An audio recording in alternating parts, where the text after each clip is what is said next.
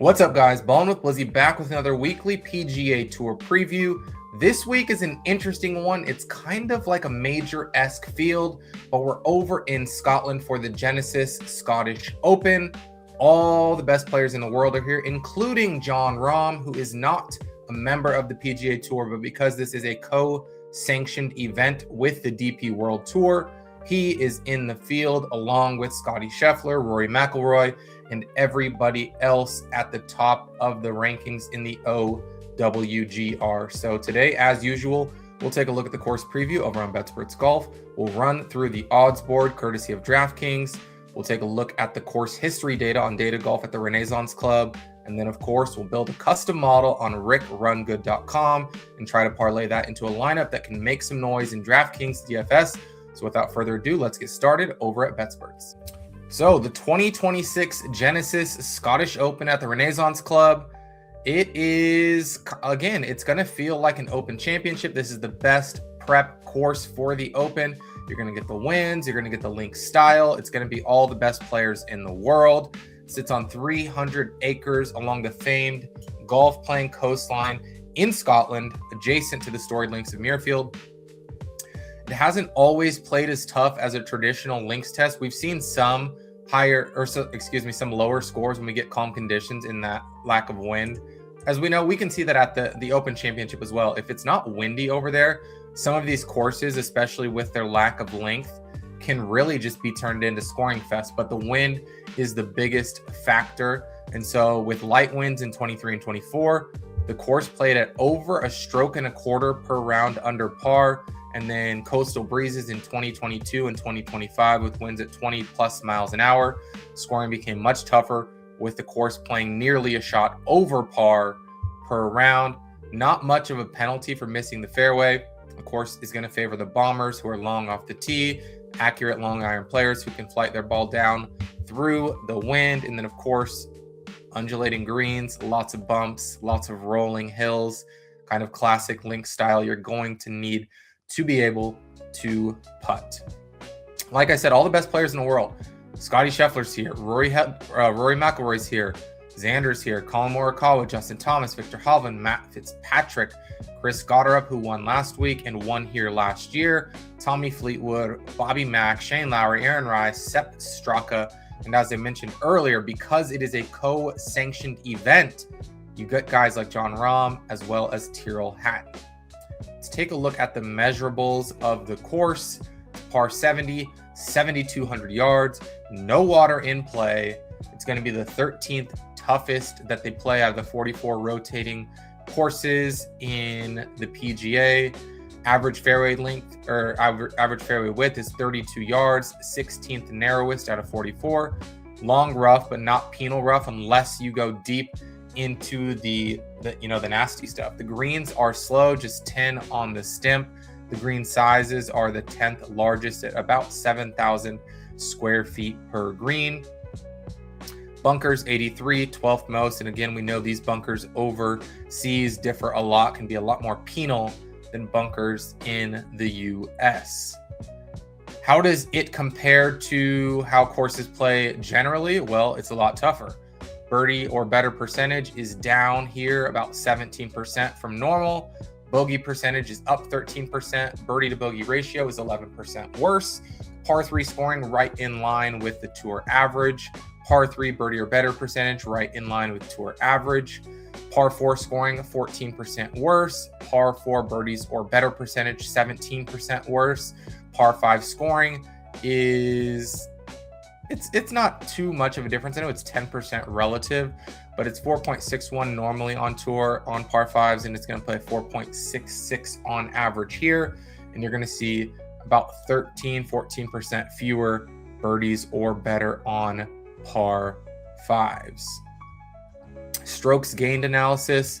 Again, the biggest thing is going to be, again, we already touched on it, who can bomb the ball. Drives 320 or more yards. 46% more at this course. The rough penalty, 20% negated.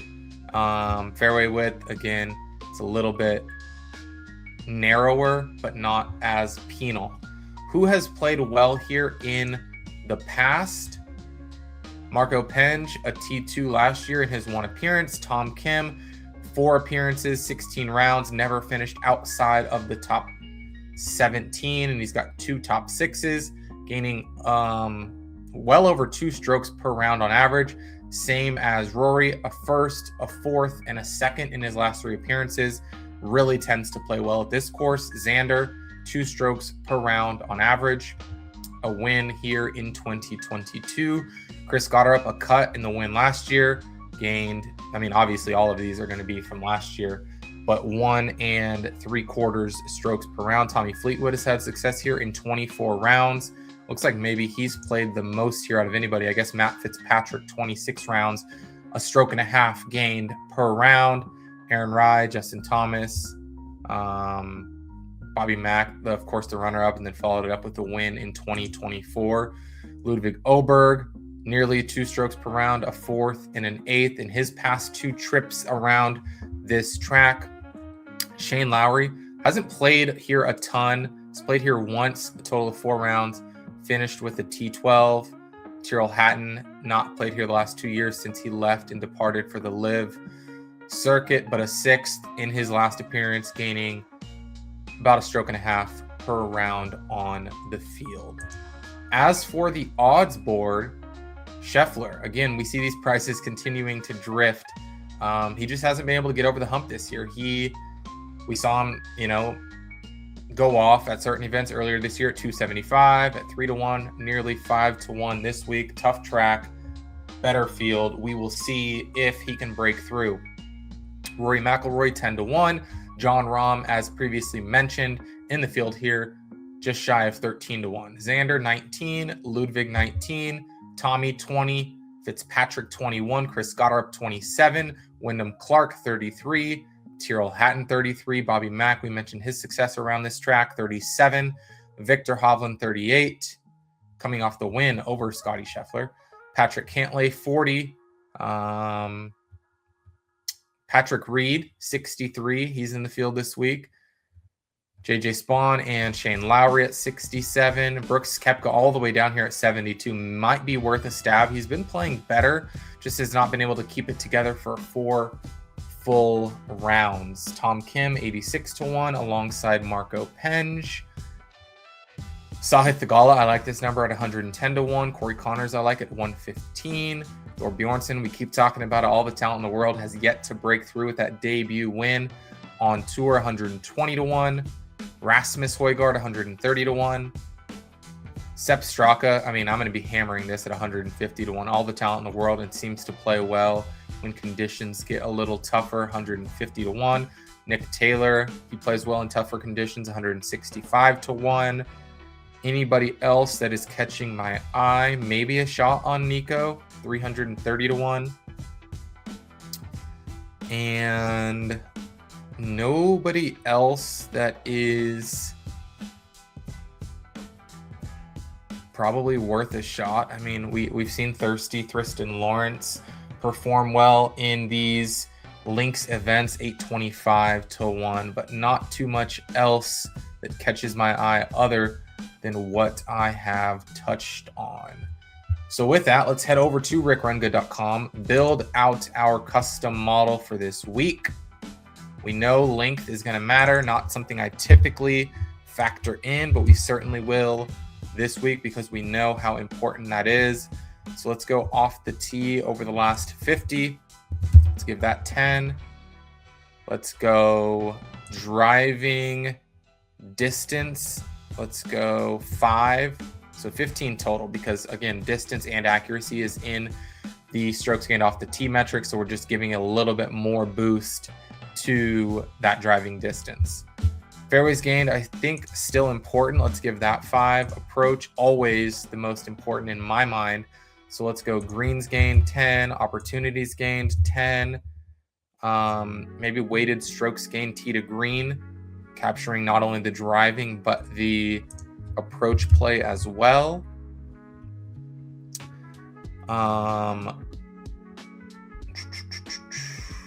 Strokes gained par 4, very important this week. Let's go. I don't think course history matters enough. We haven't seen this course played enough. Approach over the last 36, always important to me. Let's go with bogey avoidance, huge for me. Back at a course like this, I know we avoided it last week at the John Deere.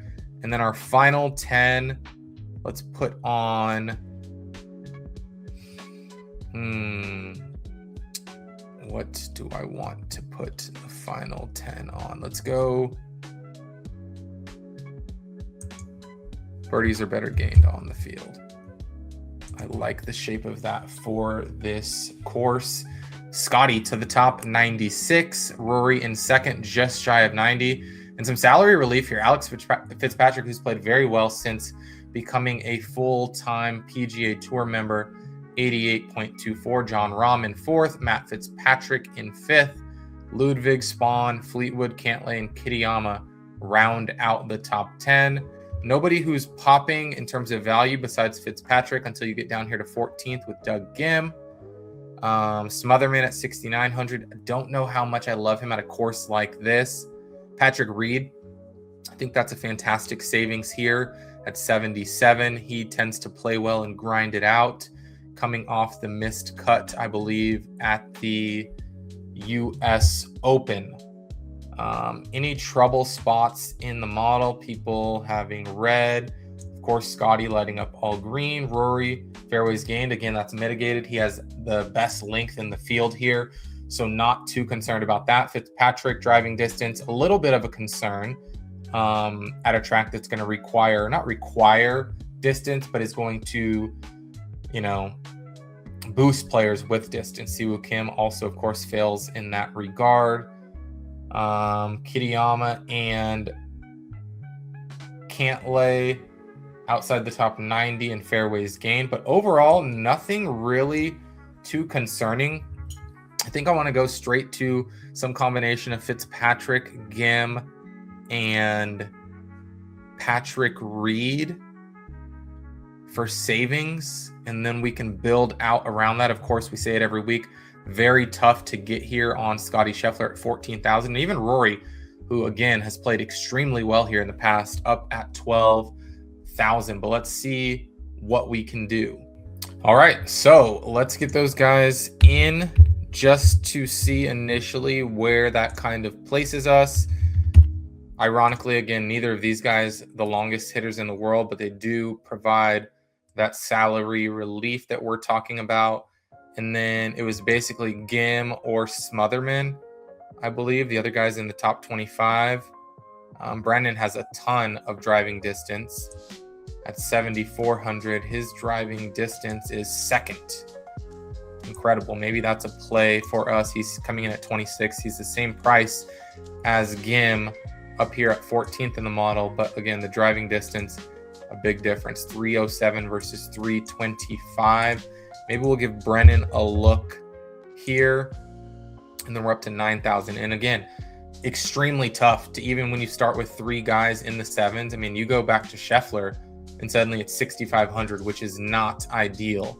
So I probably am going to make my choice early to go away from Scheffler as much as that hurts and try to get three guys in around this 9K range. Did Hatton pop at all in the model? I don't remember seeing him. No, he did not. Kitayama always tends to play well at courses like this. Could probably get us up to like a Fitzpatrick. Fleetwood. I probably like Kitayama more than Siwoo Kim this week, especially when you consider the $300 savings, and we'll just go with him being 10th in the model. And then you've got 9,300, so you can go Fitzpatrick and Siwoo. Don't necessarily love that combination. You can go Bobby Mack and Ludwig. I like that more.